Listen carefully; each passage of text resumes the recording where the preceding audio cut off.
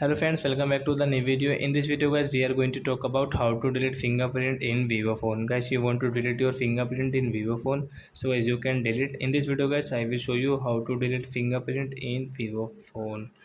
So before starting video fans, I want to tell you, if you new in my channel and you are watching my video first time, so first of all go and subscribe my channel, click the bell icon and like my videos. So as now let's start the video guys. First of all, open your phone setting to delete your fingerprint, and guys click on security setting. Guys click on fingerprint, confirm with your pattern guys.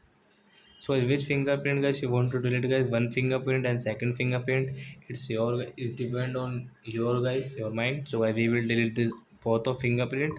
So as you can see, delete option, click here and guys yes, remove. So as you can delete your fingerprint, then guys your fingerprint will not work in your Vivo phone. So I hope friends you have understood how to delete fingerprint in Vivo phone. So that's it guys, thanks for watching my video. Before going, please go and like me to subscribe my channel. Thanks.